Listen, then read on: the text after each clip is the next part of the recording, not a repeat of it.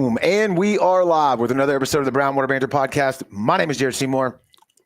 My name is Joey Gates. As he sips the bourbon, man. You got to get back in the saddle, man. We ain't done with it in a couple rusty, weeks. Man. Been out of town, dude. You've been out of town. We got a great show for you in the studio, man. It's been a long time coming, way overdue. Marty Wilson's going to be talking to us about the Croaker Classic fishing tournament he's got coming up, the One Golf initiative that he does, his art that he does, a lot of stuff going on. And you might recognize this beautiful, beautiful face with this beautiful, beautiful beard sitting right next to him, Jordan Duran of the Jordan Duran podcast. Yeah, that's right. So mixing and matching it up, doing some things. We're going to talk about that. But before we do that, we got to thank the people to keep the lights on for us over here at the Brown Water Studio. You know who I'm going to first. Dr. Robbie Williams over at Southern Magnolia Smiles, man. If you're looking for a great local dentist, look him up on Facebook or Instagram at Southern Magnolia Smiles. When you're ready to book that consultation, 2025 is the year to brush your teeth. Give him a shout at 228-215-1202 and tell them Brownwater sent you.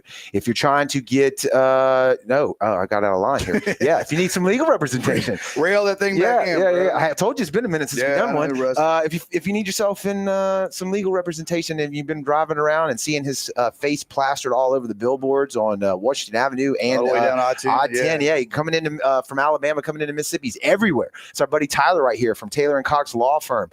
They can represent you felonies, misdemeanors, DUI, family law, divorce, child custody, and not on this flyer, but BUI. If you get in a little bit of trouble on the boat there, hand those out lately. Yeah, too. I've heard a couple stories. So he can represent you there. So if you need for yourself or anyone that you know, someone to fight tooth and nail for you there in Jackson County, George County, and Greene County, give them a shout at 228-696-0111. And this is what I was trying to say a second ago. Our buddy Kendrick over at Forever Young Men and Women's Health. They their motto is they bring medicine, health, and exercise together to help men and women live their best lives. So if you're trying to get back moving around, get in the gym, you just want to be overall healthier, give him a shout. Look him up on Facebook. He's got a lot of informational videos that can explain to you what he does. But you book that consultation, he'll draw some lab work on you, figure out if you're vitamin deficient or hormone deficient. He specializes in testosterone placement for both men and women, believe it or not.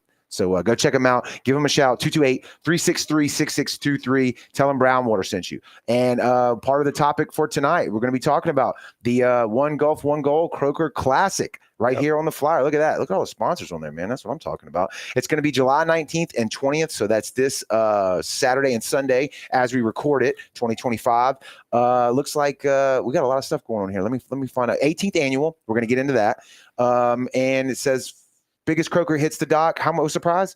$5,000. That's what I thought I read. I was a little nervous to say because I thought I was reading it wrong. No, that's what it's always been since day one. All right. Well, we got a lot to talk about. So if you could use an extra $5,000 in your pocket.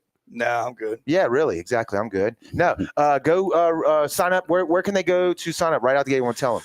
You can sign up on CroakerClassic.com, and then we got a drop box at the front of the doors there at Stacy's. Okay. All right, cool. We're going to get into all the details in here in just a second. So, but if that's something that you're into, I'm assuming it's a family-friendly event. Kids can go out there and fish that, man. It's a lot of I don't know. It's just good to be able to bring your kid out to do something, spend some time with them, man. It's just a good thing in today's world, especially. So, but anyway, so that's that. That's the opener. Like I said before, when I opened up the show, man, Marty, it's been a long time coming, I should say. Yeah. Get you in here and chat it up, man. So I appreciate you stopping by tonight, Jordan, for hooking this all up, even though you're on your phone right now and not paying attention to me. I'm actually looking to see. Yeah. So if we go to Captain Al's, was at Gulfport. Mm-hmm. Stacy also has it. So Captain Al's Gulfport.com. Stacy has a link. So if you can't spell Croaker Classic, Captain Al's Gulfport.com. I'm even going to make it easier. I am going to drop it right here. Croaker with a C.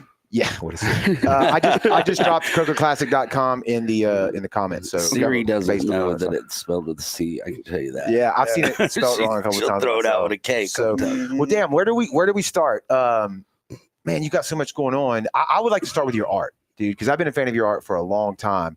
And I've never heard, I'm sure you've heard it 1,000 times, but I've never heard the backstory on how you got started in just drawing in general. Much less, obviously, you live on the coast, so I can see how that could influence what you create. That was all Mom. Really? Yeah. Really? She taught art in the school systems for like 28 years. So we were doing art at home, and me and Mike, my twin brother, we were playing ball. And then we'd share the stories about what we painted on Sundays. And, that was our creative day. So we'd paint it Sundays at the dining room table. And then they'd be like, paint, what wait, what you talking about? And I'm like, y'all don't paint on Sundays? Like, You didn't know everybody. and I'm like, boy, y'all Yeah, are dysfunctional. Everybody else Like, don't what's do that. wrong with y'all? Because it was so normal and embedded in our lives that, I just thought it was so normal. Like, everybody did it. I talk about that all the time. It's You don't crazy. realize when you're growing up, you just what your household does, whether it's good stuff or bad. Like some people grow up in some shitty Just households. take it for You just granted. take it for granted that that's what everybody goes through as a kid, as a child. Yeah. You get older and you go, "Oh, that was really good," or "That was terrible." But right, so you didn't know that was something unique to your household. Kind of. No, didn't. And, we were playing baseball, thinking we were going to go pro. And, I was Like playing everybody else. guitar. Right. I was fishing. My dad retired. He's a retired Air Force fighter pilot. So he test piloted the SR-71. We lived in Area 51 for 4 years. No and then we moved shit. out to Okinawa and Whoa, we got to slow down. He was a test pilot for the SR-71. yeah. No In way. Area 51, we lived there for 4 years. Oh, and no, wow. we did. There was no aliens. I was going to ask. I don't if you did any of those. Can we talk about this Yeah. without getting shut down? Somebody knocking at the door? But flew 386 missions in Vietnam. He flew the A1 Skyraider for the CIA. Yeah. He was the real deal. He went through astronaut training, and then he says he washed out, but really they found a scar on his spleen from playing football at Indiana University. And back then they wanted him perfect. Yeah, And so they said, well, we'll tell you what, Dick, we got something else for you. You want to fly experimental aircraft at Area 51? He went, oh, you damn right I do. Absolutely. Okay. So that was when he went to Area 51, was when he washed out from being an astronaut? Okay. Yeah. Okay. To me, being a pilot is scary enough, and I've like watched videos Mach 3.5 with like your hair Chuck on fire. Yeager guy. Good. Like how crazy you got to be to do the experimental shit where there's like they Crazy. Yeah. This might work or it might not. Yeah. To the best of our abilities, this is what we think's going to happen. Yeah. But it's pretty much up to you to keep yourself alive once you get out there. Yeah, he said he was in there with Chuck a couple times, and he wasn't a fan. Okay. Yeah. I can Marty, see it. explain his height. How tall was your dad? Oh, 5'2". Yeah. So he's That's a benefit, perfect pilot though, height. But Yeah, he that would, stuff. he'd challenge you to the front yard in a heartbeat. Oh, for sure. Yeah, he had to have cojones to do what he was doing. For no sure. doubt. I saw one of those planes over at the battleship. Okay, in well, Mobile. so if you look at the SR, the battleship, there's a plaque right in front of him. My dad's picture on it. No shit. He signed the tail fin. I'll be damned. I don't remember seeing that. I really don't. Not the plaque. That's awesome though. Yeah. Yeah. And that is a tiny cockpit for that plane. It's I like insane. looked over and I'm like, well, I'm big ass ain't fitting in there. Yeah, You know. with gauges like mechanical gauges, not electronic gauges. Right. That was like fly by wire, right? All Yeah. back then. and shit. No, it was just gauges. There was no GPS, none of that. Right. And then that plane was made out of titanium, so they'd bring it out on the flight deck. Well, they had to build it so loose, so they'd hit it with the fuel truck. Yep. And as soon as it's full, they pull the nozzle, fire up, shoot straight up to get to atmosphere to get that plane to suck up to in, seal Mm-hmm. the fuel tanks Mhm. so No. it wouldn't implode. Yep. You know, I've seen the it's video of that. 80,000 feet, like right at the skin of sky and space. Mhm. Like that's That's insane. crazy. Yep. I And watched a nuts. YouTuber. In pretty much a Coke can. Yeah, I mean, because it's titanium on that one. It's not Yeah, aluminum, yeah. but still, it ain't much. Yeah. And the Air Force said it did Mach 3.5, but if my dad was sitting here, he'd go, "Oh, it goes a little faster." Yeah. That's what the official story 'Cause he's was. had. Yeah.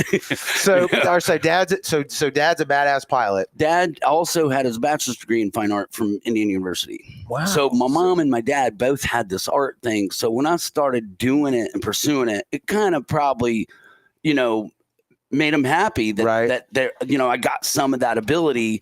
And then I just kept going. And my mama, she just kept teaching me about things that are really hard to learn, like composition. Like composition is a really hard thing to teach. It's one of them things you can look for it in the trilogy of balance, but to teach it, it's something you just kind of have to have. Like speed.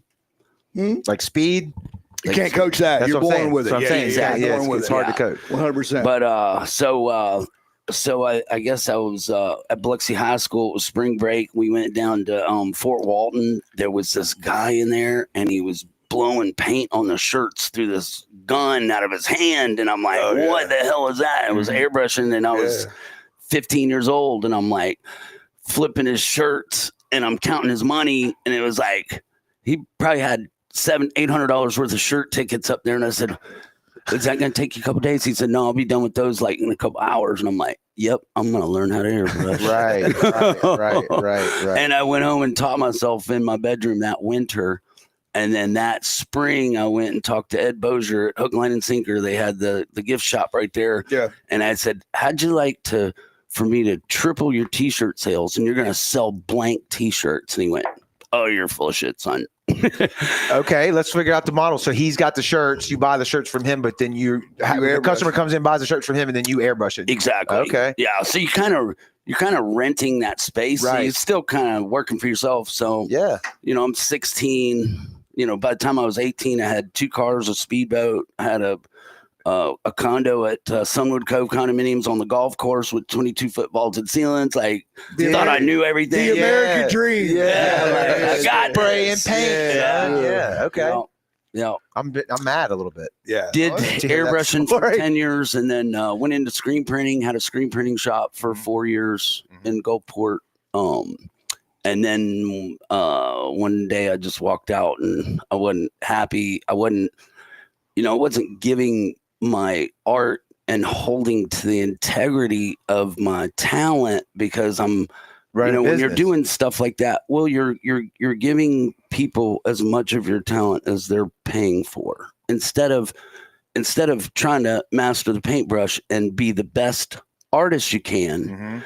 And I told my mom, and she says, well, what do you want to do, son? I said, well, I just want to paint.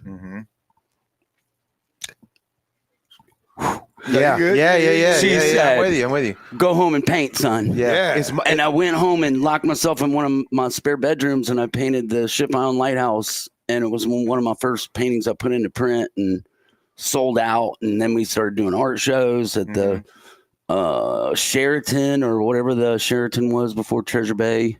Hilton? Was it Hilton? Yeah. We did some art shows in one of the hotel rooms in one of the suites, and started building my clientele. And then our first art gallery, we kind of did a studio in the Dantzler house before it got wiped out by Katrina. Yeah.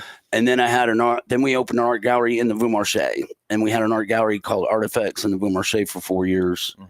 And we got the awnings out of there. Marty, let's go into this is something I want y'all to been a great ride. Anyway, the story of the evolution of talk about copyright. Talk about when you're doing you left out a big part about when you were doing football prints for college schools. Well, so screen printing, sorry. I was collegiately licensed with LSU, Southern, Ole Miss, Mississippi State, Gators, Alabama, and I was doing shirt designs for them. Now this is pre computer layout. Yeah. This is on a light table with a amberlith or rubylith with an X-Acto knife, and you're cutting it out, and then you're putting stick-on registration targets for all your different film overlays. And then your black line was on vellum with pen and ink. Now, is this for screen printing, or This what is is for this screen? Okay, yeah. So okay, now I'm with you on where you're at. So when you saw a really good screen printed shirt, you knew, and probably one of the best back then was Serigraphia in Fort Walton. They did the zoo gallery, and their artwork was insane. And we won some awards through Impressions Magazine, which is a national screen printing magazine. That's we did some accolade stuff, did some stuff for Six Flags in Texas, and we pioneered screen printing on black satin, just a bunch of different stuff for the screen printing side of that. And then LSU, I was doing LSU designs for them when it was the Dream Team, and it was Shaquille O'Neal and Chris Jackson and now where are we at in That's time? when they won the Natty, right? Where are we at in time? Is this 80s? Well, what I'm saying is whenever is this as you got your business going, and then burnout hit after that, and you went back to the paintbrush? This was the 4 years of having the screen printing shop. Okay. All right. And it was fun. getting to an ending point in a hurry. Like I really wanted to us to be one of the biggest screen print houses in the country. And the guy I was in business with was happy with where we were at. Right. And I was looking at a $65,000 fully automated 16 color printer. And he was like, let's buy another 6-color manual. No, And they were they were maxed out. Like we right. couldn't print the shirts fast enough. Yeah. So, I think what everybody knows you from is from your fishing stuff. Yeah. Right. It's That's sprinkled all over. Explain that. I mean, explain your love for fishing, how you got into that. well, so while all that was going on, my dad has thrown us in a boat since we were 3, you know, Right. and you know, he acts like that was what he was doing. But, you know, my dad would come to my mom and go, hey, Jackie, I'm going fishing tomorrow. And she'd be like, yeah, you going fishing tomorrow? You're taking the twins. That's usually how it goes. That's You're the not real leaving it story. here. You're not leaving That's it the here. same way my wife did. If you're going fishing, you got to take one kid. Right. You got to take at least one. So my dad's thrown us in a boat forever. And then when we got to Okinawa, he threw us in the water. I mean, I got a regulator in my mouth and I'm at 8 years old. You didn't have to be certified over there. He's just like, just breathe, son. Yeah, Don't take it out. Just breathe. And we explored that island in that 10 to 15 foot and the tidal pools and catching octopus and you know, just it was amazing fishery. And that's really where I fell in love with the ocean over there. And then while I was airbrushing, I was painting some fish and stuff. And I'm like, really, this is where I enjoy. And it's just a beautiful place when you get to pick what you want to do for a living. And I'm so blessed. Yeah. I mean, you've made a career out of I'm your just art. blessed. And you can see it all down with it. Yeah. That's See what I was all going to that get down to. there. Like, so then when you go back to the paintbrush, take us from there to like Joey's talking about, where we see your stuff all over. When I went home to paint and stepped away, I just let the guys have the company. Was there 'Cause they wouldn't buy me out. You know, they didn't want to grow. Right. And I was I'm sure you had to step stuck. away from some guaranteed money at that point too, right? To branch off on your own and do painting. Oh yeah, You know what I mean? totally. Yeah. Yeah. No, it's all a gamble. Like, Yeah. I mean, life, you know, man, if you ain't taking risks, you ain't moving forward, bro. You're right. That's right. You know, that's That's just right. all there is to it. Yeah, But I believed in me, for sure. and my mama was just right there for support. And In your ear the whole time. Yeah. Keep going, keep going. you know, I was going down to Williams Gallery, and upstairs Patty Bannister had rented that Right, space up there. So right. she was doing her prints and all up there. And I'd see Emmett Timms in there a lot. Like those were my heroes at that time because they were doing it and they were doing it big.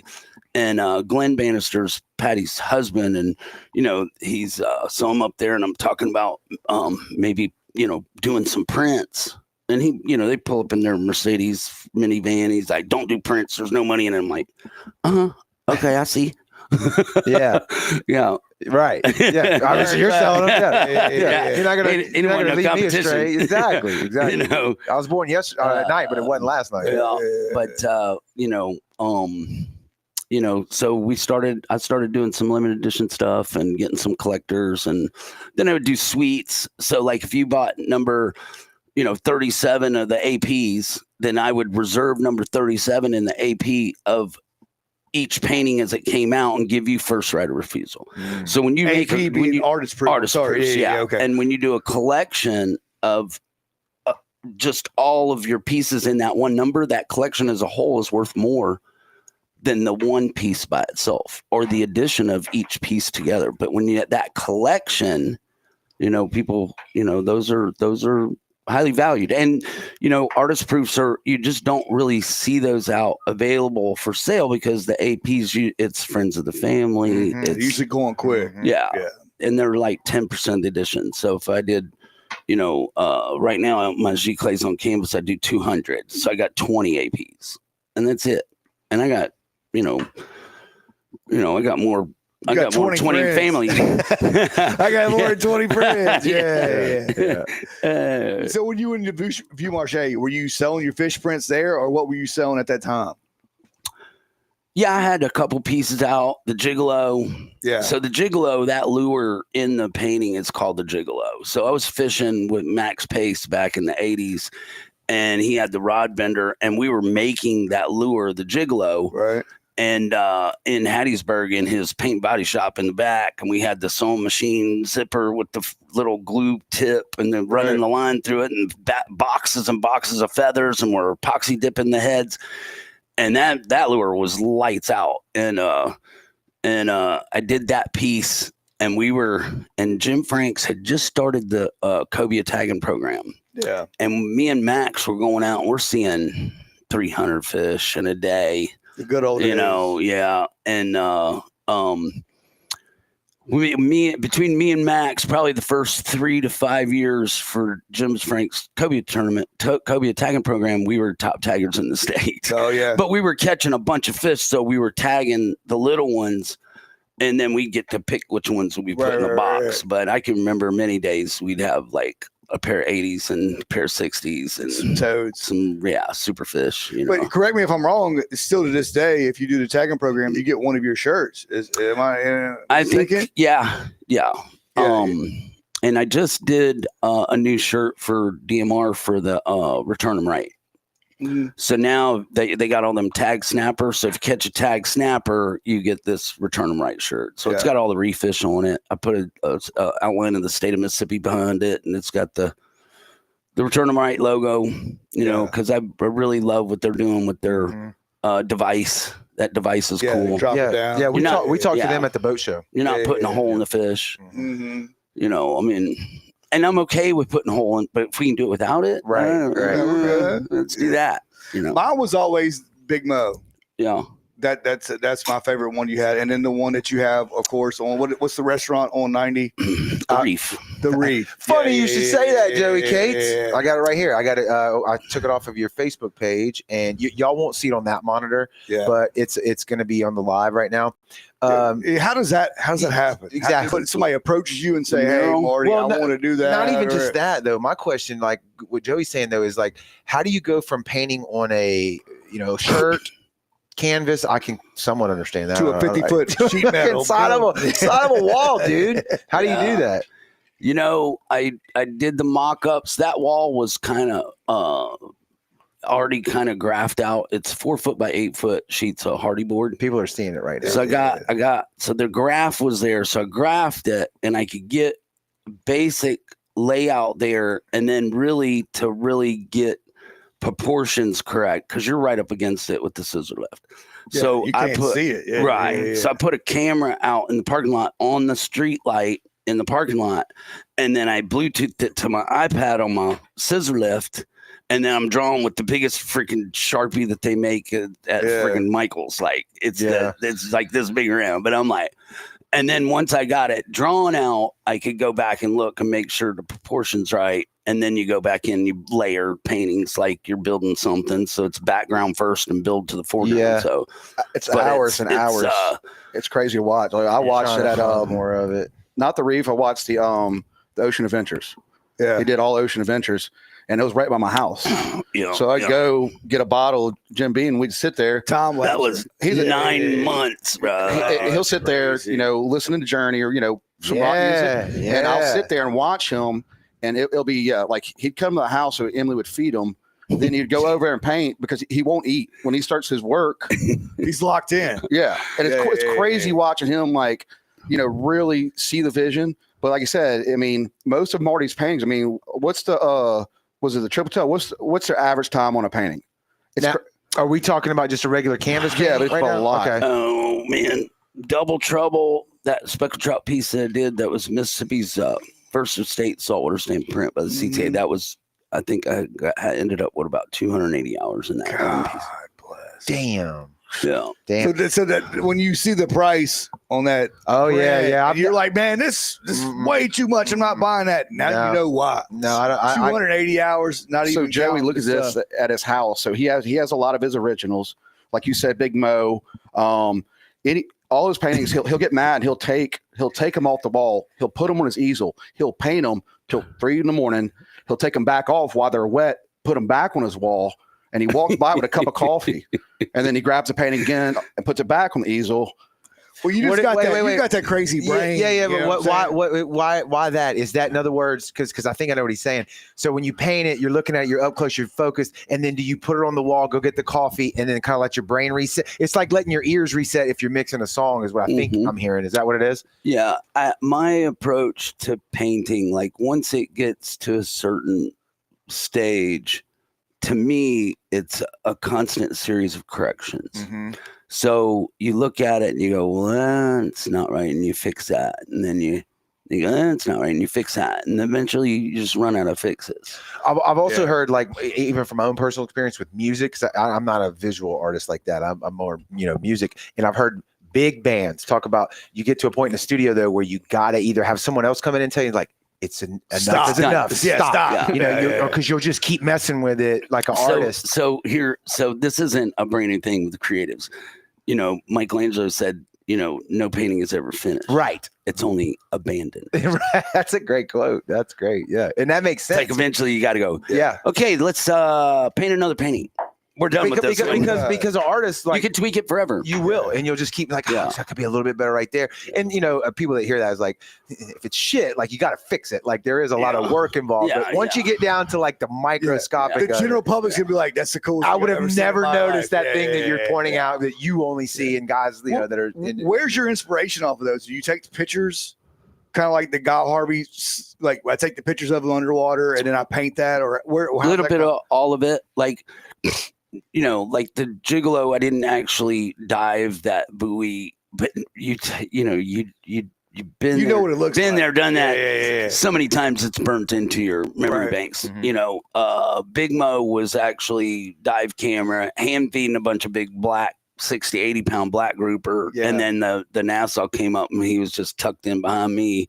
And I just kept turning around, floating him up fish and popping pictures of him. And then I get home and I'm thinking I'm fixing to paint this painting of these black grouper, and then I saw the Nassau and I went, no, oh right, yeah, here we go. Inspiration. I gotta paint this. Yeah, but that was Palancar Gardens in Cozumel. Like, what an incredible place to dive. Right, it's amazing. I know. So some's from photographs, some's from mental memory, and then just whatever I can for reference. I'm still purging my library because pre-internet I had this insane reference library of all my dad's old Solar Sports magazines, Marlin magazine, like all his whole magazine collection, and it was ridiculous, but I could go through that stuff and find the right sky or the right scene or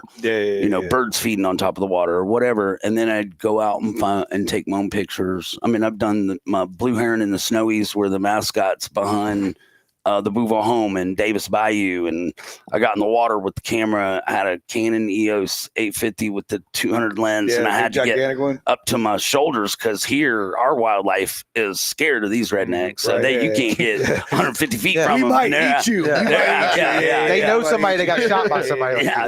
Destin, you're hand feeding them on the dock.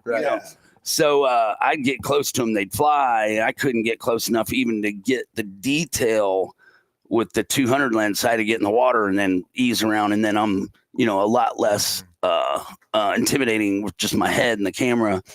So that kind of stuff, I try to, it's probably a little bit of all of it to answer your question. So how about Wire? Wired was totally from my head. That was having that fish wired on the side of the boat for at least 15 or 20 minutes, waiting for Bobby Culberson to find another tag for the tag stick. And we were just drifting, and it was just me and him. He just loved fishing that much. He's like, "You want to go fishing yet?" And I'm like, "Yeah." And I'm thinking everybody's going. So I go by the storage unit, get all his rod and reels, and then meet him at the damn, he had it at the President Casino at the time. And then his car washing guy met us there, and then he's on the boat. Bobby's got the motors fired up. I put all the rods on. And he goes, "All right, let's go." And I'm like, "Well, who else is going?" He said, "No, it's us."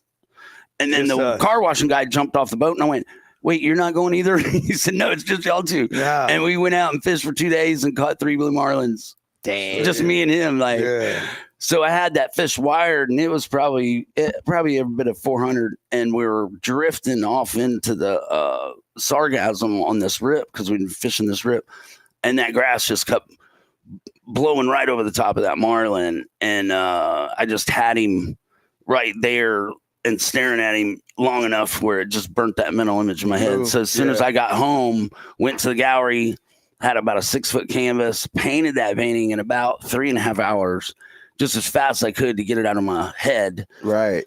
And then my mama wouldn't let me repaint it. I was thinking it was a map. I was going to repaint it more detail, but she was like, no, what makes it work is the big heavy fired in brush strokes with the big heavy whites and all that. And she was right. Up. Yeah. She was pumped up. Yeah. Mom was the feeling. producer though. She caught the vibe like that. Yeah. No, this is it. Right. Yeah. Yeah. That's right. Yeah. That's killer, man. That's killer. So we're hearing it throughout the story, and obviously it makes sense. But like, so you don't just paint fish; like you fish a lot too, right? You feel like, fish. You sport fish bit. now, That's right? what I'm saying. Yeah, you sport fishing now. Yeah. I've been fishing the blue water circuit for probably 25 years. I ran the cockpit on the Rainmaker for 9 years. Okay. Which was a 73-foot Choi Lee owned by the Blackledge family. And then I ran the Astro 4 for 7 for Bobby Culberson, and they had the Astro Lincoln Mercury dealership. And then his brother has the Astro 4. Right. And now I'm on the Miss Mason. It's a 56-foot Viking. So are you a captain? Like, how does that? I don't know how that works. I honestly don't. Look, I have my captain's license, but if I'm up there holding on to the stainless, there's something wrong. What a good answer. I want to fish. Good answer. I love to fish. Yeah, Okay. sure. So I want to be in that cockpit. All right. So people aren't hiring you to run the boat. No. Okay. Yeah. All right. They're bringing me on to fish. Right. I kinda, Way better. That, way better. Well, the beauty of that is knowledge is power, and catching blue marlins, it ain't the easiest thing. Their whole face is bone. Like there's some. Look, you can do everything right, and then they still pull the hook, right? But no, we're fishing. We're fishing on the SFC team. It's called the West Florida Black Flags, and they're airing that on SFC Plus and ESPN Plus. Nice. Every tournament, so we get an hour live streaming on SFC, and then they do 2 hours live streaming on ESPN Flags. Plus. So you're the old salty guy on the boat. Yeah, I guess so. They have a lot of fun with that. The commentators with ESPN, they're like, that's Marty. He's got the hook in his ear. Yeah, he's old. Hey, bro. Hey, that's just experience. I kind of dipped my toe in it this year. I went down to West Palm Beach. Team Harvey. Buddy JJ runs Team Harvey, and they do blue marlin fishing. It's nuts, man. Yeah. It's a whole different world. If you never experienced it, you have no idea what goes on running those boats, keeping those boats where it needs to be, buying bait, buying tackle. It's unbelievable. Yeah.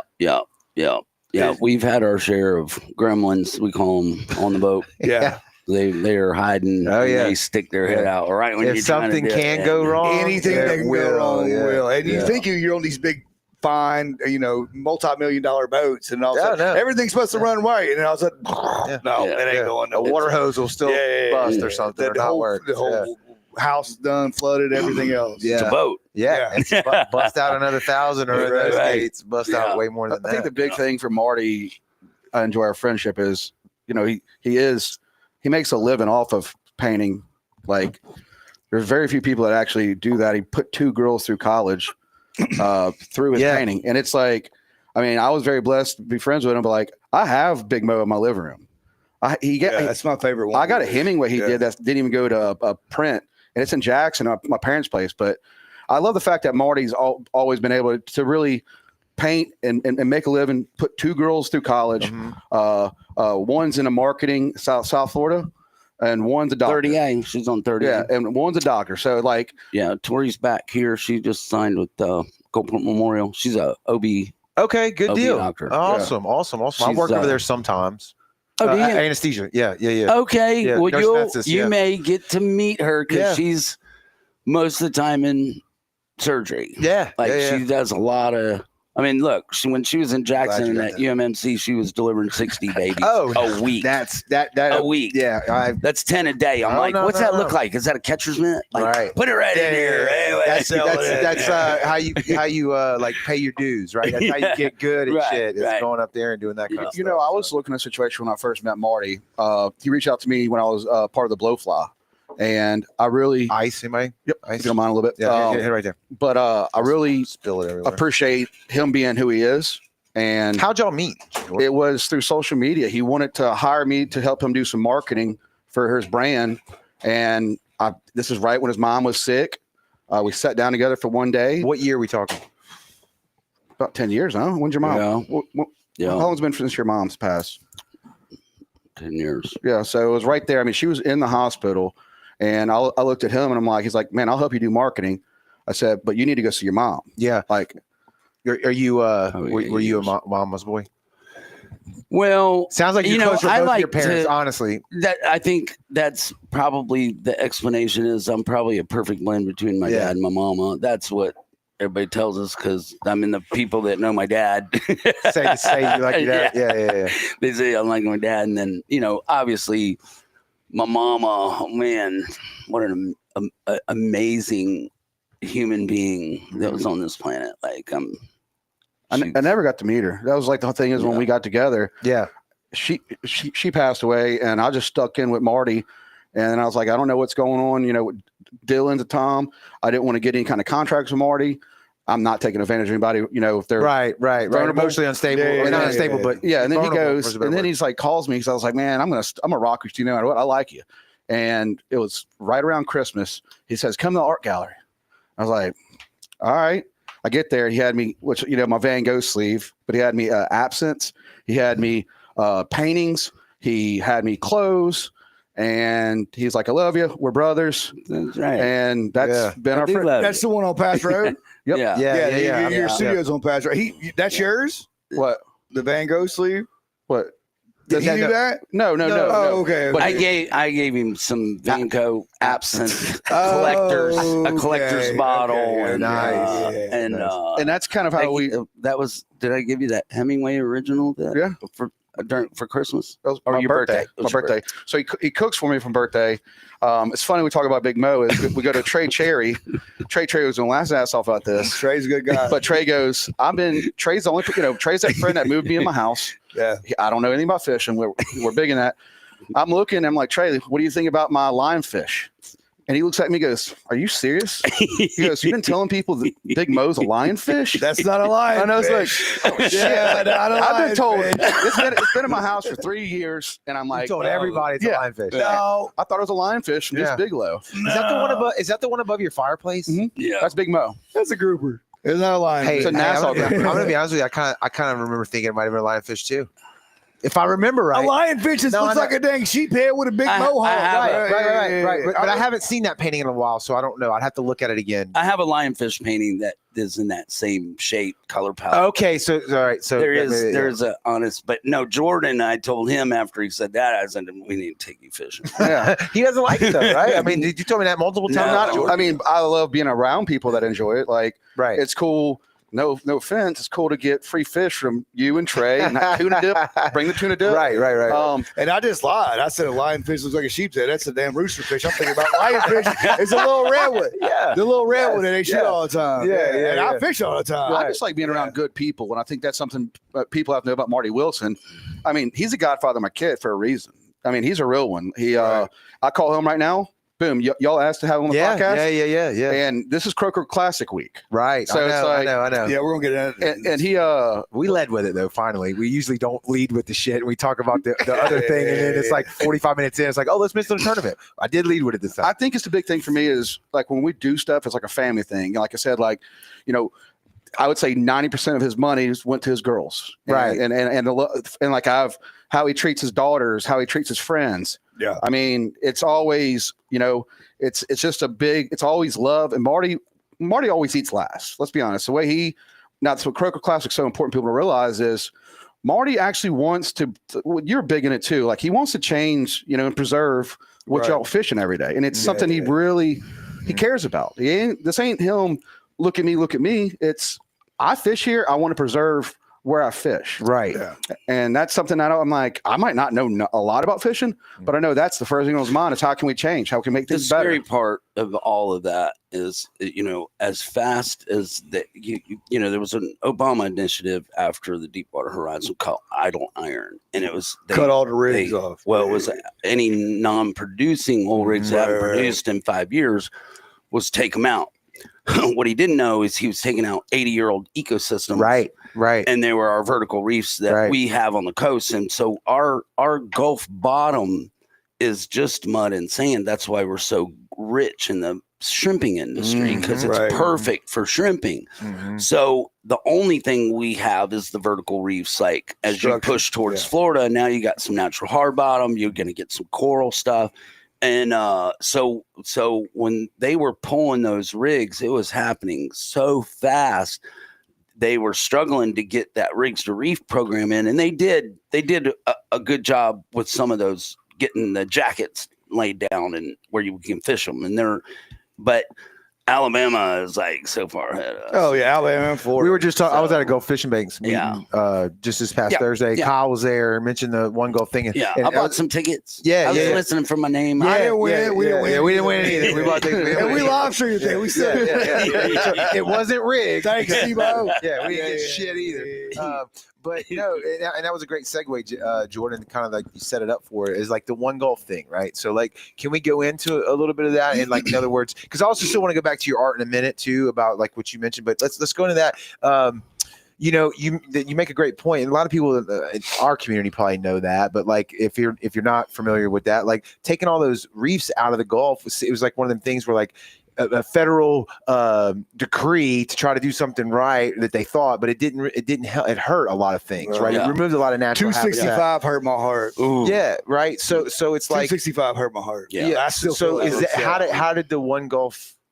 Correct me, am I saying it right? How did that initiative get born, and what does it do for people that don't know about it? My dad really helped me get that instilled in Jackson and all.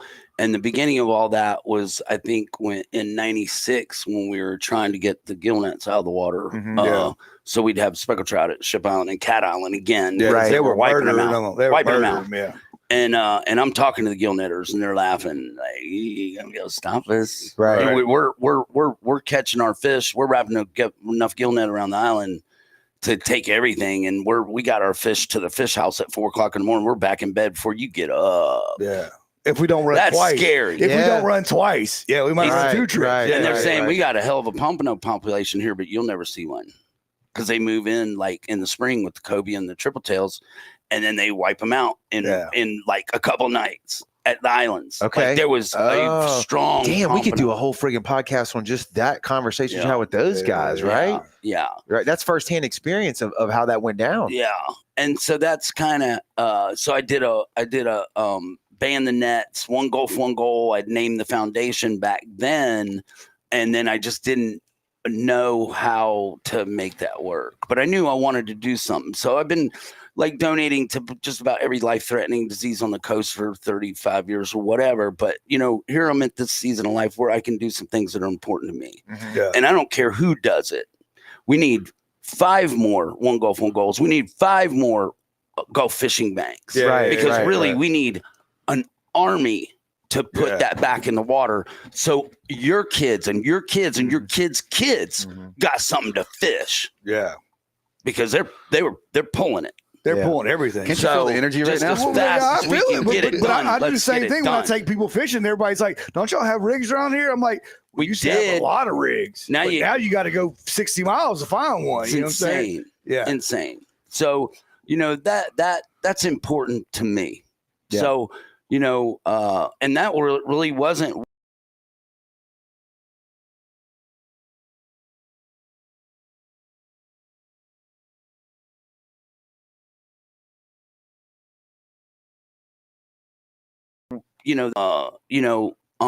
This probably heard me say my cobia release project and things like that. And I've got, we've done a lot of work on that, and we've got it all lined out through the Gulf Coast Research Lab, and Angelos has helped me a lot with that. There's a brood stock of big cobia to have at the University of Miami. So they'll sell me fingerling cobias for $1.25 a piece. Then I got to pay the research lab to raise them, but I want to pay extra time. So we did the first cobia release project. It was 5,000. It was the DMR, and I was just graciously on the boat. And they had cheek tags in them. They were 6 inches. We let them go at Ship Island. We pretty much let 5,000 live bait go at Ship Island is what we did. You didn't know. You didn't know what's any the better, mortality rate? Right. How many's gonna get About right. 3/4 of them died. So if you can spend extra time in the tanks, right, get that fish to 10 to 12 inches, do an external tag. So they said they would fund the 3 years if I could provide some science behind 3 years. They'd give me a 2-year extension on the 5 years, right? So the only way to do that is do an external tag and put a bigger fish in the water, because at 10 to 12 inches, that fish is voracious. That fish is an eater, and he's going to grow really fast. Right. And now the public is going to participate in that by calling in that tag, and that tag is our tag from our release. Right. And the project is to release 10,000 baby cobias a year for 5 years into the Gulf of Mexico at 12 inches. You want to talk about single-handedly bringing back the cobia population in the Gulf? Good. And Mississippi leading the way? Yeah. Woo! Yeah. Well, you got to get away from the Destin boys. Like, give it to You them. know what I'm It's saying? for all of us. Yeah. It doesn't matter. They're and them fish, they've kind of changed their migratory pattern. Like They don't go to Destin. we got anymore. it. Well, they're probably coming down that front beach because they have to migrate, and they're migrating. Every fish is heading west, and they're coming up from the Keys. Right. But there's more fish going up the East Coast now. That's why that fishery in Virginia is so good.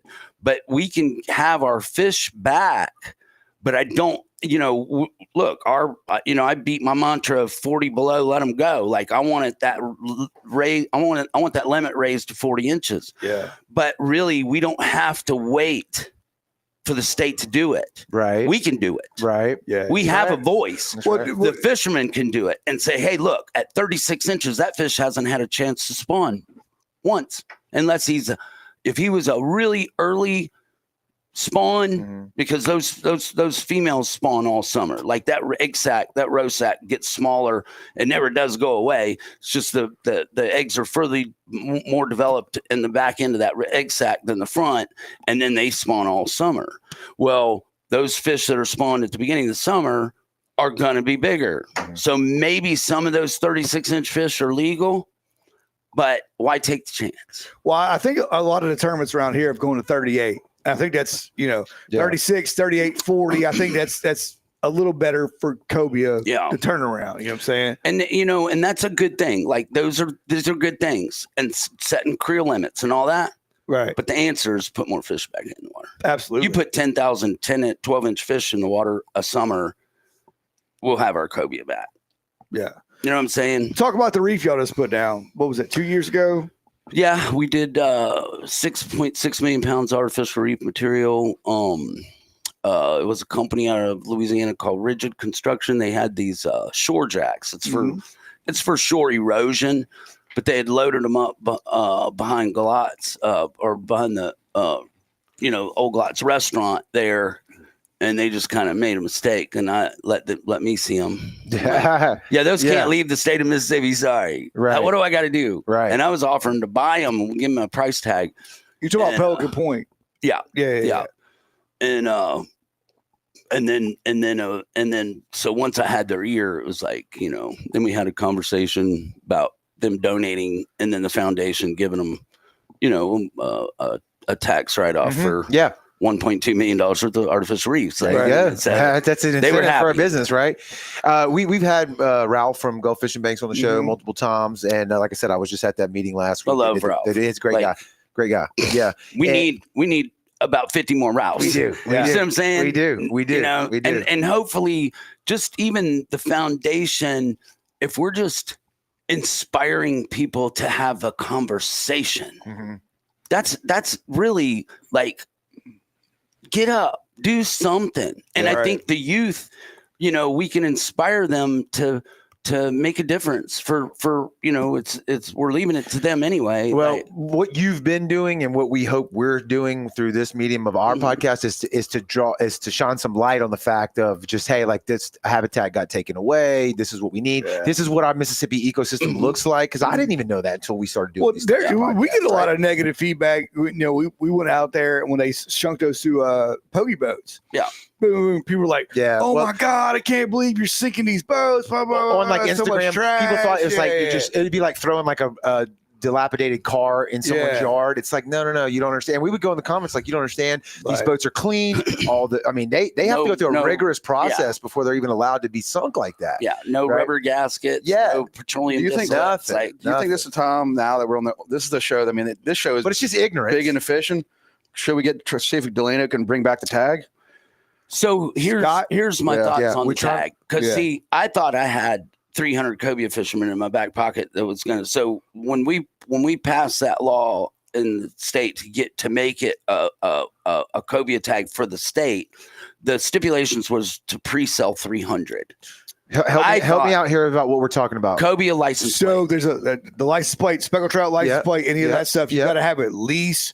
I guess the number is 300. I thought it was 500, but it's 300 to where they can bring in a tag that says, because Alabama's got one, got a big cobia on the back of. You see it all the time you go down there. But what does that do? That money goes towards. Well, our state and the speckled trout and the other ones, those conservation tags, I am pretty sure they go into the general fund. That's the speckled trout and all the rest. So what is that? Right. Yeah. Like whatever the cobia tag was going to go straight to, like, you buy a cobia license plate, you bought one baby fingerling, enough food to raise it to 8 to 10 inches and release back into the wild in your name, and the foundation send you a certificate with your tag number on it, and it's your fish. Nice. I mean, that's cool. It was hashtag put one back. Yeah, I'm buying that. Yeah. I tried to sell those tags for almost 2.5 years, and I sold 86, I think.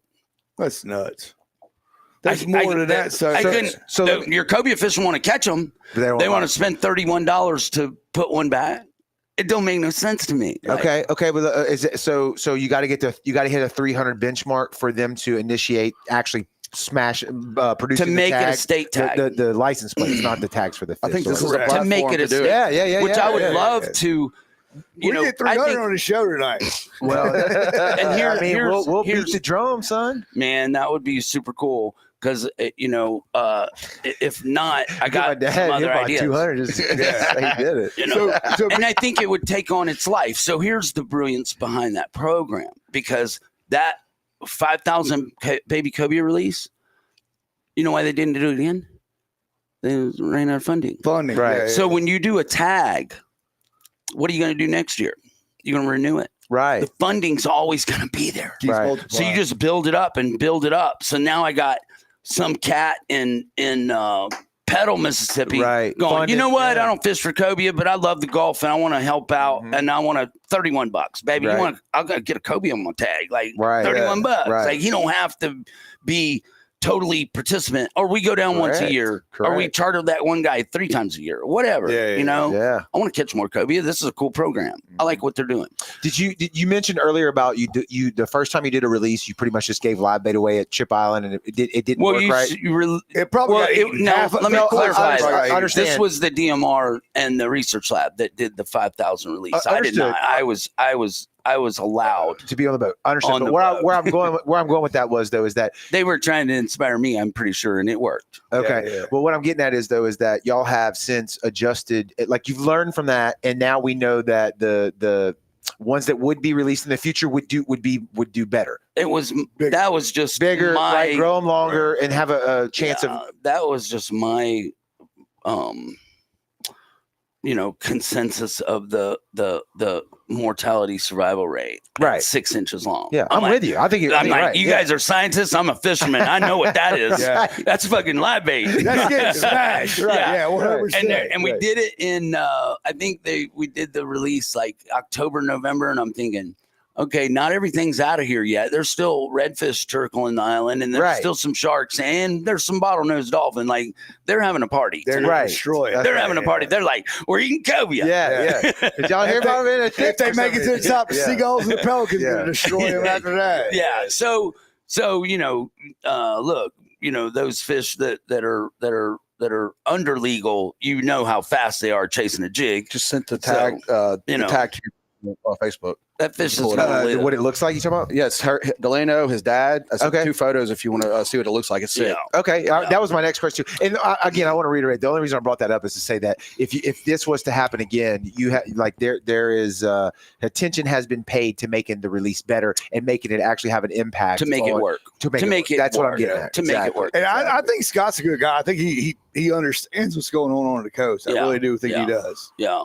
And he messaged me about the Ship Island stuff because if you haven't. But it's important to you. I mean, it's important to you. The Ship Island thing, I kind of got in the news and kind of like stirred some feathers about that. But I mean, we'll circle back on that. I got it right here. On the so location I shared what you said. No, now, on the pier and not being able to completely different. What did you draw this that cobia that you just sent me on the last tango, right? Did you do that? That's you. Yeah. Okay, because that was another one of my questions. If this was to happen again, if that would be, and then there's that project in detail is in the portal in Mississippi, right? So I don't, they didn't pick it this year. Which one? The cobia release project. Yeah, because I've got it in there at we had it at $25 a fish is about what it's going to take. So 10,000, it's 250,000 a year. Mm-hmm. So, we're looking at a 1.5 project for 5 years, but, I rolled all this by, the general, Joe Spraggins. Yeah. And he fell in love with it. He said, Marty, we need to go have lunch. He said, I think I can get this funded. Okay. All right. Yeah. He said the same shit chair you sit at in. Yeah, yeah. Well, he helped us put that 6.6 million pounds artificial reefing material. I mean, that was DMR helping out with the deployment. So, that's the whole other part. Like you can get materials of opportunity and people giving you culverts and guys that are doing demo and busting up slabs and whatever, but then you still got to get it in the water. That's the problem. We're bouncing all over the place. It's 25,000 a barge load. Like it's real cash. Like cotton one. They want their money. Yeah. They ain't moving shit for free. They don't get paid loaded by doing shit for free. They get paid. Yeah. But anyway, just that's exciting. Before we move on, because I want to get to what you just mentioned there, but so it just as I'm interested. So if we were to get this initiative moving again, 300 people, and we could have that tag happen and make that money go towards what Yeah, totally. Wow. Yeah, we're right. So that's still on the table. Oh, it's still on the table. Yeah. So in the foundation, the foundation has it's the bank called it the special account, but it's the tag money account. So everybody that bought a tag, that money's still in the account separate in this tag account. So worst case scenario, if we get this funded for the release, then I can still buy everybody's cobia and release it in their name. Gotcha. Without the actual and pay for that one fish and the food to get him to 10 to 12 inches. Do we have to start and over? Spend their $30 wisely and still send them their certificate? Right. I mean, it works. But do we have to start over? Like if we do it now, now? Well, we have 86. Do we have to go back and do 300? Question. Yeah. I'll text him later. When did you sell those 86? What's the time frame there? Was this a year ago, 2 years ago, 5 years ago? Probably. No, it's about 2 or 3. Okay, just roundabout. Don't have to be exact, but okay. All right. So I'm interested in that. We get that. Let's talk after we go live and just see what we can do. Look, I'm not making any promises, but it'd be fun. Yeah, but I think y'all can do it. Oh, there's no doubt. No, it's like that's one thing about like that's one thing. I was telling Marty is like this is the platform when it comes to this kind of stuff. And I'll have my show. We are still stinging them all the way, St. Martin away. Yeah. But this isn't something that he really, really has been fighting for. Yeah. And you got your charter business. I believe in it. Well, we get that. And I'm going to fight for you. I'm going to fight for you, and I'm going to fight for you to bring that fishery back. I don't mind failing because successes are built on failure. There you go. So tell me I didn't get it done, but I'm like a dog with a bone, bro. Yeah, I'm still. I am a dog with a bone. I'm not going to let go till you're burying me. Or worst case scenario, you started the ripple that created the wave that would make something happen. And I think we do that. 2019. Okay, good comment just came through here.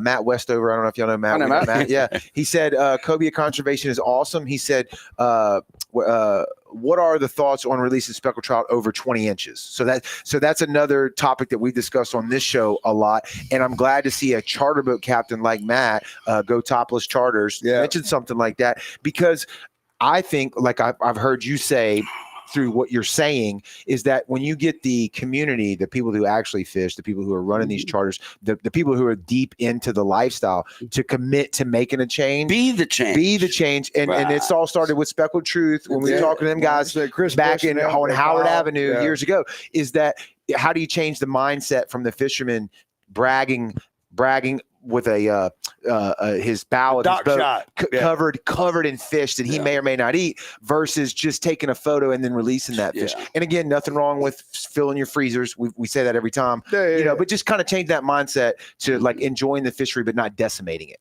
Going back to the gill nets with what you were talking about earlier. Yeah.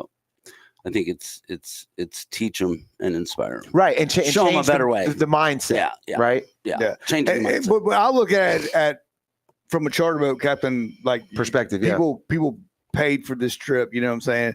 If I got 3 20-inch trout, 5 20-inch trout in the boat, take 2 of them, throw the other ones out. You know what I'm saying? And explain to them, hey, this is a breeder. Because now I got a little science education. I got to see it at the boat. I'm still keeping 1 or 2, like you said, and then release some. Even if I'm from like some northern not fishing town, I'm like, I buy into that. Right? Yeah, you would. You just would. I think. I really do. And I think it's the fishermen that can lead the people that aren't fishing as much, going, hey, this is the right thing to do. Correct. You want your kids to fish like we fish. You want it to be here when they grow up. Then we're gonna approach it this way. That's exactly right. Because I mean, there might be some people that luck up and catch a 20-inch trout off of back of the boat. Yeah. They have no idea, you know what I'm saying? But that's why, like, if we talk about it, I wouldn't have known 3 or 4 or 5 years ago. You know what I'm saying? I wouldn't have known that either, as far as the importance of it. But I want to go back to what you said about the reefs and the One Gulf Initiative.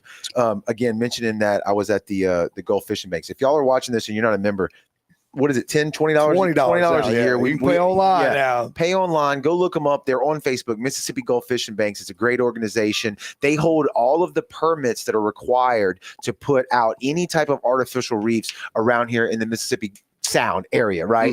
DMR, State Waters. That's right. They do a lot of cool stuff, Mr. Ralph and them. It's a great organization. But one thing that they brought up at the meeting, and you've kind of said it a little bit, I want to highlight this. I don't even know, Joey, if you realize this, is that with the roach that they put out with Bay Pest Control. Remember that? Somebody got a problem with that? No, not at all. No. Not at all. What they were saying. I loved it. It looks really cool on GPS. I loved it. Super cool.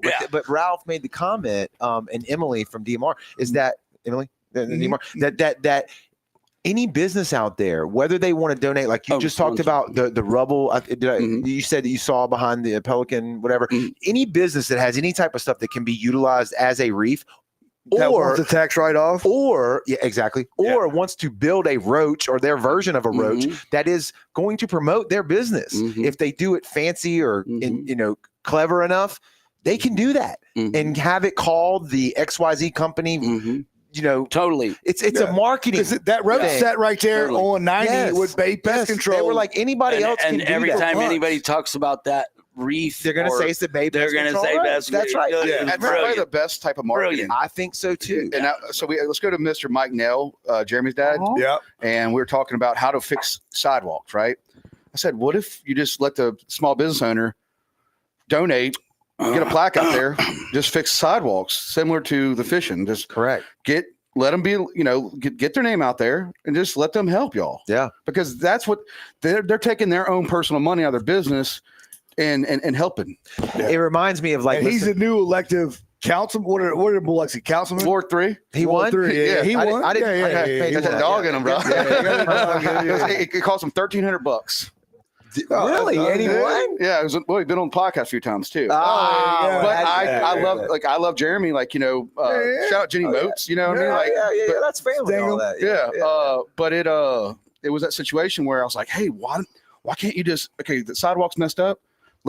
Let a business just get a little plaque. Right. Yeah. It reminds me of watching. This has been a few years ago too, but some of the libertarian like presidential candidates or the Libertarian Party, they talked about that, whether you agree with it or not. But like they were like, why can't certain governments, state governments, or even federal, why can't they let businesses buy? And I think the example I heard was like the Brooklyn Bridge. You wouldn't own the bridge, but it could be like the Mercedes Superdome. It could be like the Ford Brooklyn Bridge. You don't paint anything on it, but every time it gets mentioned, they Brownwater Brooklyn Bridge. The Brownwater Brooklyn Bridge. It doesn't change anything. You don't own it, but you know it's a way to generate revenue. I think that's the best marketing. They were trying to give us a bridge that they took down in Bay St. Louis somewhere. I don't know. I didn't have no way to transport it. That's the problem. But I was but it's materials of opportunity. So I think the public needs to know you can donate that materials up.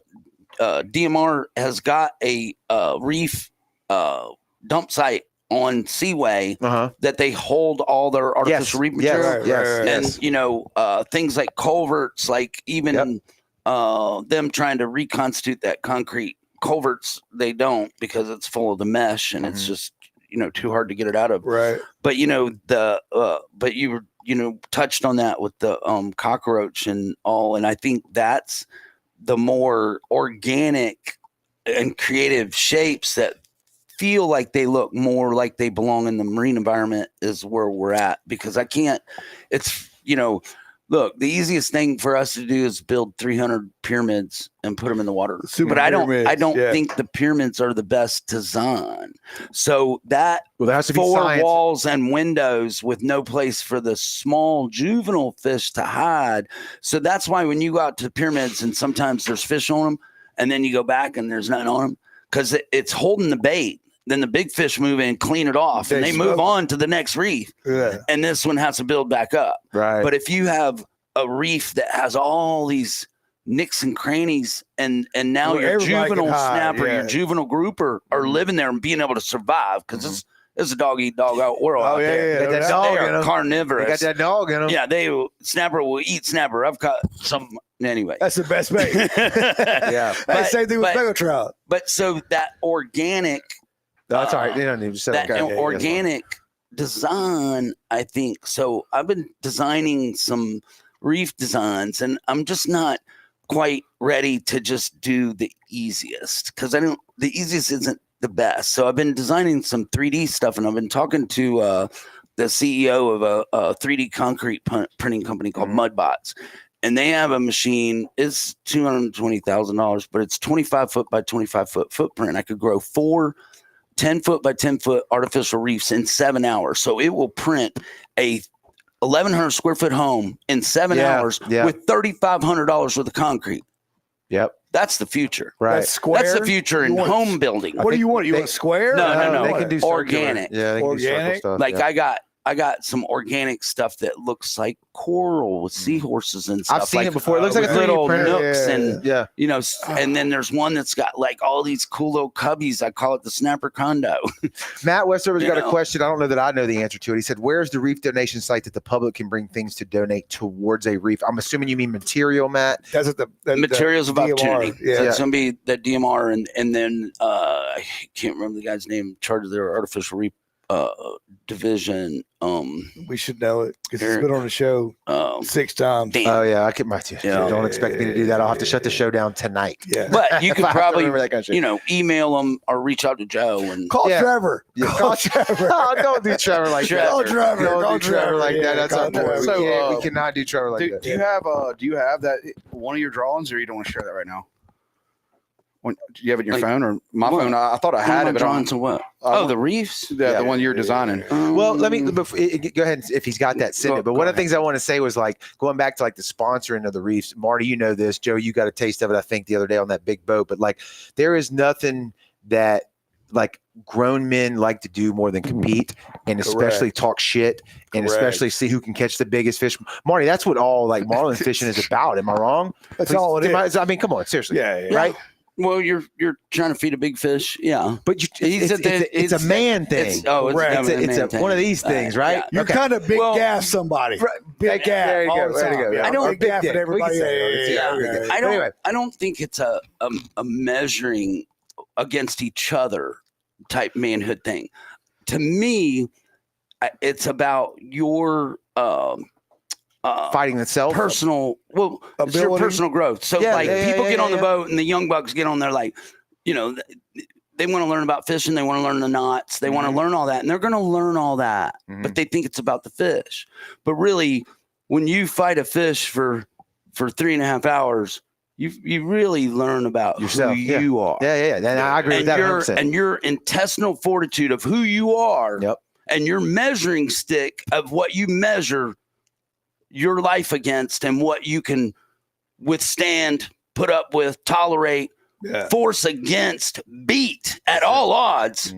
And you're 3.5 hours in that fight where you know, at an hour and a half in, I got my anglers trying to quit on me, and I'm in their I'm in their ear, man. You gotta keep and then going. when I feel like I'm losing them, then I start talking about, I should have brought your sister. And then I get, if I can get them mad at me, I got them back in the fight. Then their sister I got them right back in. Reels the whole thing in. I got them back in the fight. And at the end of that, that's their measuring stick. So when later they're up against really a true challenge in their life, like, I've fought a blue marlin for 4.5 hours, I got this. That's it. You know what I'm saying? They learn about who they are. I'm with you, and I love that. Different fishing. That's the measuring. I love it. That's some philosophy that y'all didn't even know you were going to get tonight. By the way, that was for free. That's for free. That's for free. You got to pay for the rest. But also where I'm going with that though is like, if going back to the reefs, if we could get companies, any type of local companies, to start competing in that way, with donating. How big was the roach from Bay Pest Control? No. And you know, you got parameters. You can't go too big, too wide, or whatever. But it's like, oh, okay, well, they did this. Well, I can do this, that, and the other thing. And if we can get that kind of thing going on around here, and it's not it's helping the environment based on science. That'd be beautiful. Based on science. With it's a write-off. See, with this concrete printer, I could grow each casino's logo. God, 15 just put it down there. A lot of people die. Their logo, just grow it in 3D. Have it on the bottom. It's better. That opens up that whole customization. Here's the damn Hard Rock Reef. Here's everything. That opens that up. You can't have a reef that's just a block and has no escape and no filling. That's what the whole thing is. It's like, and it's a write-off, guys. So that's something you can look forward to too. It's like, it's a write-off. Yeah. And you need to spend money. Hey, they were in front of the curve. You know what I'm saying? Yeah. Like he did it. I mean, he sat there. That thing sat there on 90 for at least 3 weeks. No. No, I love that. Holding the Bay Pest Control. I mean, everybody wanted. What's that roach on there? What's that roach on there? And I don't think they don't have any photos of it yet, having been dived on. Do they? That I know. Oh, I don't know. I don't think they have. So wait till that starts happening. No, we got it on GPS. It looks stupid. It looks like a Christmas tree. Understood. But what I'm saying is, wait till people start diving, and maybe it becomes a dive attraction. People want to come take photos of it and stuff, and it starts. They do that in Destin. There's an underwater sculpture museum. Right. That they dive. Now our water's a little different. Obviously, it's a little, less clear. There might be a brown water sticker on the last pokey boat we saw. Also true. Yeah. We got video evidence of that. No one's dived it yet. No one's dived it yet. But it's full of snapper, and every one of them are this big, but they're going to get bigger. I promise you they are. All right, let's bring it back in. This has been a great podcast, Jordan. We're gonna have to get you back on just so we can talk shit about everything you got going on. But let's bring it back to the Croaker Classic. Yeah. So how long has this tournament been going on? I didn't realize how long it's been going on. We've been doing it for 18 years. Damn. I thought I didn't realize that. See, y'all young bucks. Yeah. No, but I mean, y'all started your tournament. Yeah. What you don't realize is you have to do it every year. Oh yeah. But okay, we're doing it again. Yeah. We do it. Year like 15, 5, you're like, God Almighty. I know. Trust we're doing it again. Yeah. It's already that time of year again. Yeah. That's how it is. Well, we're about to start 6 for the sheep's head. I know. And it's literally like, it's also scary. But you do that for the people that love it, dude. That's who you do that for. Let me give you a little story. So the other day I was going through and updating our website because every year, we've got pictures from the tournament, right? Well, they weren't updated. So I go back. I'm like, all right, let me fix them. I'm updating. And I started noticing, I'm like, wait a second. Look at this kid. And then I would go back 2 years before that, and he's like smaller, right? And I started noticing the patterns, and I'm like, holy shit, we got kids that in a couple of years are going to come up to me and Joey, hopefully, and then Barry be like, man, I was fishing your tournament. And I'm going to tell him, shut up, I'm not that old. I'm not talking about, you know what I mean? But like that kind of vibe started happening. So you ready for this? Yeah. I got adults that their kids are fishing it now. Right. And there's pictures of me and them when they were 10. Dude, Dude, that's what we're shooting for. I'm struggling right now to change my mindset to appreciate that kind of shit, because that is really beautiful when you think about it. Man. It really is beautiful. You know what I'm saying? It's a beautiful thing. It's a beautiful thing. And not be like, I'm the old man. Like, I don't, he's got to appreciate that. Like, you've done something there with that. Yeah. 18 years? 18 years, yeah. Flew by, didn't it? Oh, yeah. Well, I'm kind of stuck at 35. I love it. I love it. Yeah. Don't ever change that. I'm running the cockpit on a 56 foot Viking, and I'm 62. Yeah. I know, you're 62. You only always you look. Let's go, dude. Right. Let's go. Actually, I'll be 63 in September 1st, like in a month. You always you feel. Months. That's right. Yeah, I love it. Well, so explain the origins of the Croaker Classic and how it got to where at it 18 is right years. now. Why did you start? When? Or not when? Man, why? I was. Why'd you pick Croaker too? I was trying to come up with a tournament that really the whole family could be involved. Joey, we in. thought we were fucking pioneering shit, and this dude was doing it 18 years ago. That's the same thing we said. You know what I mean? Yeah. And really, that's so important because really, my dad used to always say, a family that fishes together stays together. Yeah. The saying is pray together to stay together. But, Jesus was a fisherman, or he knew a lot of fishermen. He was the best. Yeah. And so finding a fish that everybody in the family can catch from, 3 years old to 83 years old, and center that around, not make it about the fish and make it about the families. Because that's even fishing offshore, and these young bucks get on the boat and think it's all about the fish, but really what it's really about, it's about the relationships you build on these offshore adventures the camaraderie that last a lifetime. Yeah. So your family offshore adventures or inshore in the back bay or whatever, mom and dad, dad and son, mom and son, dad and daughter, whatever that is, introduce them to the outdoors. Cause maybe dad's not that into it, but then his son ends up being the baddest marine biologist on the planet, right? Because his dad took him fishing when he was 7 years old, right? You don't know, but even more importantly, get him away from this. Yeah, get him away from the PlayStation. Get him out in the outdoors and show him what that's about and teach them, because that builds character. So Dad did that for us. His saying was, keep your lines tight and take kid fishing. Yeah. And that's our mantra for the tournament. And we've been doing that for 18 years. I love it, man. And you're you got receipts. You practice what you preach, right? Your daughter just graduated. You said, what was your other child is doing? My marketing director. Okay. So, but you kept them in that lifestyle. You did. Right back in there. Right, yeah. No, I've had them fishing. Yeah. He's worked the 80 hours, 90 hours a week just to keep that going. And you probably didn't have to throw them back there. They probably just walked back in there and said, hey, I'll do it. Yeah. They both caught cobia and amberjack and all kind of stuff. They've been on magazine covers with me and stuff when they were young, So Croaker's the main thing, but you also have some subcategories, right? You got black drum and stuff like that. So we do black drum, flounder, speckled trout. What is it? Black drum, speckled trout, flounder. Mm-hmm. You look like us trying to remember sponsorships too. It's like y'all do a flounder gigging tournament as well, right? We do a flounder gigging tournament Saturday night. Yeah. It's at the time it was the only one on the coast. I don't know. I think I saw somebody else trying to do one. Well, that's and as they should. Right. That goes Marcus and them. They doing a flounder gigging tournament. Okay. Yeah, that goes back to like Jordan. Redfish, black drum, speckled trout, flounder. You'll appreciate this. Like he said somebody else is trying to do a gigging flounder gigging tournament. He said as they should. Yeah, and that's been our mottos. Is like with the podcast world. It's like, dude, we're all from the same. But we use the same gear. So you should help everybody out. Like you got to turn like if Joey sees that crawfish and beer hat, he will trade a groundwater brand for free.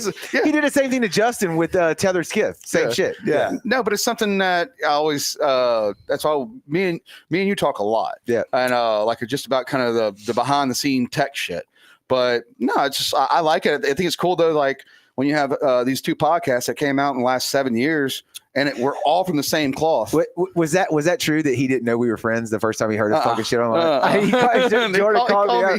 Jordan called me. I was like, dude, Marty thought we were for real. No, we're all grew up together. Our whole we grew up together. See the grow. Yeah. But no, it's that's been a thing, man. It's like, and especially if you want, it's tough doing a podcast. I'll be honest with you. It's a commitment. Yeah, it's a big commitment, and it's I mean, you got to be consistent with it. Like you said, consistent. Like right now, we're going to be leaving. Probably next 15 minutes. Quick. Yeah. And we got a podcast. We're ending in 15 minutes. Yeah. George's got to leave. George's got to go. He's big. Well, Marty's coming on the podcast with. I got you got another one. You double booked. Damn, son. I should be at home working on Croaker Classic. Right. Yeah, the thing is, though, one thing I'll say is, I love y'all's push towards the fishing thing, but it was the fact that we just never quit. And I'm not like, I took a week off last week. We're about to wrap it up. We'll get some more. But I took a week off and I felt weird. I know, that's right. It's like, dude, I've done the same thing. I can't go longer than a week. I've went on vacations before and like get pulled back from it and go, I got to slow down. I'm doing too much shit. I need to get rid of this, get rid of that. Cause you kind of like move away from it. And then you get back home and you're like, no. I got to get right back into it. You know what I mean? I got to keep going. I got to keep doing shit. Like you said, if you're not moving forward, you're getting stagnant. You got to push yourself, man. I think I was with, was it Brian Fuller, Jackson County administrator? Yeah. And I was with him and he was just like, we're sitting there when I think we did have Wellers.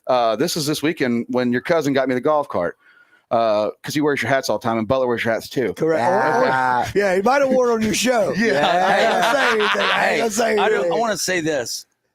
Great branding, guys. I've been doing branding my whole life. You guys are doing it right. Thank you. I just want to say that. And it's not about fish; it's about brown water. Is correct. Double entendre, baby. Bourbon in our water. But your branding choices, your logos, the hats. How's Jared? Jared's the kingpin behind. Great job. I'm just great. Thank you. We appreciate that. But it's a community effort, though, because we've had a lot of people. But coming to a podcast, is he Fulton or Fuller? It's Fulton. But he's been an administrator for Jackson County, and I was actually at his house, and he's like, dude, I love this show. And it's like he was authentic towards it. And I'm like, that's what keeps me kind of going with podcasting. Because you have people that are like, they actually do pay attention. That's important because we are just a small voice, underground radio. And you don't have to, it's just a special thing. And then it's like, ain't it cool though to see us like when we were first doing it? Now? Oh yeah. How bad it was. Yes. It's come a long way, baby. It's like weird technology too. I wanted to get into AI stuff with you about art and stuff, but we'll wrap it up next time. Yeah, we'll wrap it up. We'll get you back. You come back. Part two. You're not in the middle of a damn fishing tournament. So give us a rundown before we get out of here. Yeah, I dropped on the Croaker Classic. It's happening at the Captain House. We're right there under the building. We got a stage right there. Right. Friday nights, captain's meeting. Stacy's got a great brand there. She's rolling out hors d'oeuvres and stuff for all the teams coming to fish. Okay. And then Saturday, scales open from is the 3 to 7. Captain's meeting mandatory? Because that's the question we get all the time. Non-mandatory. Okay. Ours is because Dad's gonna come drink a beer, and then he's bringing his kids. So I'm not trying to get parents home if they had a couple beers. Right. So you can register online. Yep. And then as the rest of it's on you. Like you want to make bad decisions, that's your choice. All the rules are online. All the rules are online. So but we really want everybody to come out to the captain's meeting. For sure. It's a good time, and we'll have the shirts available, and we'd still do registration all the way up to 12 o'clock Friday night. Okay. And then fishing starts at 5 a.m. Saturday morning. We don't let them fish Friday night because I end up getting some old croaker that they said they left on the deck for 4 hours and pink gills and cloudy eyes on my the eyes get crazy. Yeah. The eyes get crazy. Yeah. Oh, I know. I get it. And that's a lot of money, though. It's a lot of money for a croaker, so they're thinking about lying and cheating. And that's something that Tommy's watching. We're watching gills, that. Clear eyes. Yeah. I want him fresh. And really, the name of this game, because tournament fishing, it's not a game of pounds, it's a game of ounces. Oh yeah. But this game, it's a game of tenths of ounces. And I want to say, so the difference between first and 15th is slivers. Yep.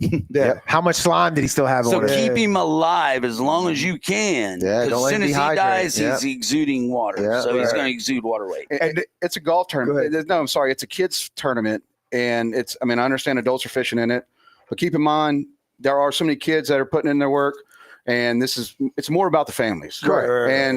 If you come to the tournament, I hope you have a good time. Don't get super mad. Don't like you're fishing against a lot of kids. Yeah, it's not that serious. There's an right. adult division. We do top 1 through 5 on the open division, and then we do 15 categories for the kids division. So it's 15 and under.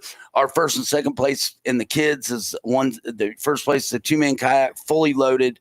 Second place is another kayak fully loaded. Sweet. So the kids can sweep it. We built this thing where the kids can sweep it. So if they, if they catch a good fish, they can place in the top 5 and take first place in the kids, or they take first place in the kids. They got first place in the overall, and they can take it all. Yeah. So they get the $5,000 and the kayak. Sweet. That's killer. And there's a weigh-in Saturday night and Sunday night. Weigh-ins are Saturday night from 5 to 7, and then 3 to 7, and then Sundays 3 to 5.